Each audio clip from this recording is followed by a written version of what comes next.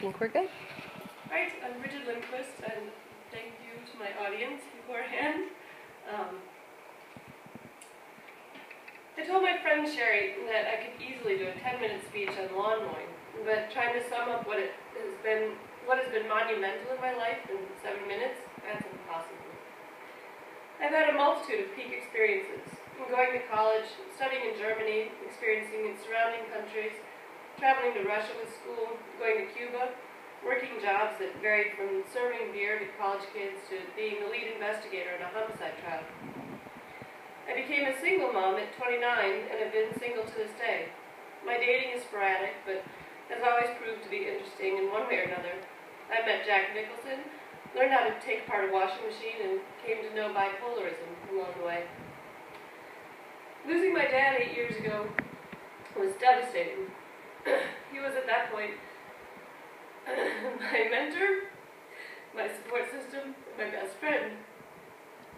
My entire family is wonderful, in every sense of the term wonderful. The birth of my daughter has been the best thing that has ever happened to me. Buying the farm has been the most overwhelming.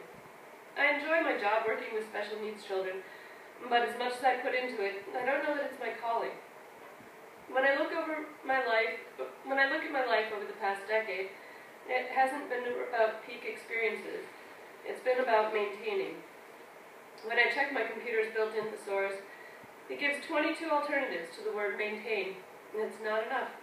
There's always something that needs attention. I've often said that I'm one minor disaster away from a nervous breakdown. Without Sherry, I think I would have been committed by now. I saw her and knew immediately, that's who I want to be friends with. My daughter Mina and I had recently moved to the farm. I was looking for a way for her to socialize with other children without going to daycare. I found a play group that met not too far away, and we went. Mina had been fairly secluded up to that time, and it was interesting to watch her with other children. But as I looked back later, I realized it was also about me. I was new to the area, and I knew no one. This is a group of people completely foreign to me, but I knew I should want to be a part of it. As I look back, it reminded me of walking into a singles bar when you're desperate. It took a few play dates before I even had a chance to talk to Sherry. I was resentful and judgmental of everyone else who courted her attention.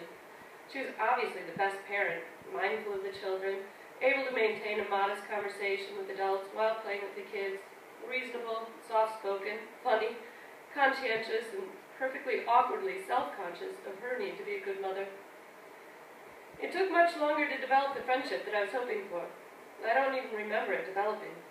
I remember goats and chickens, my daughter's first day of school, never knowing what to make for supper, a failed septic system, a flooded basement, reinventing my relationship with my mom after my dad died, sheep and cows, sanding floors, painting, writing my resume, paying bills, hiring carpenters, and who knows what all. The friendship was a slow process, but never strained, as neither of us really had the time to analyze the interactions. Or maybe we became friends because we don't have time to process the interactions. Both Sherry and I have phenomenal families, and when major events arise, that's where we turn. She relies on her family, and I rely on mine. But once the dust settles, and I need to tell someone that I successfully uploaded my assignment, or I can't believe how much laundry 2 people can generate, I call Sherry. When I said that I could give a 10-minute speech on lawn mowing, I know that I could. Or sleepovers or 8th grade homework assignments, the best way to wrap caramels, a single day working with special needs children.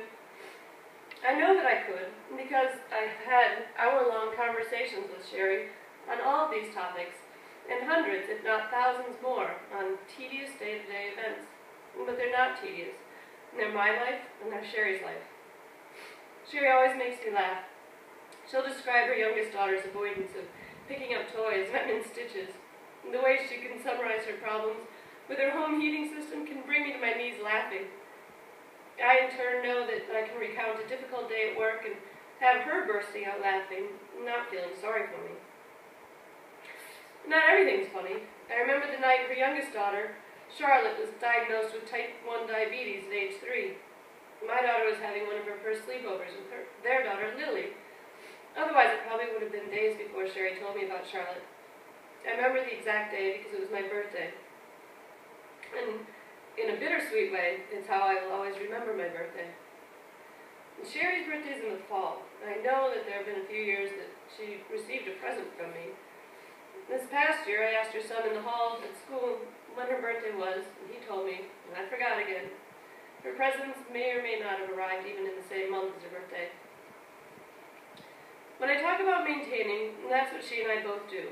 Preserve, conserve, keep, retain, keep going, keep alive, keep up, prolong, perpetuate, sustain, carry on, continue, keep in good condition, keep in good repair, service, care for, take good care of, look after, provide for, nurture, feed, nourish.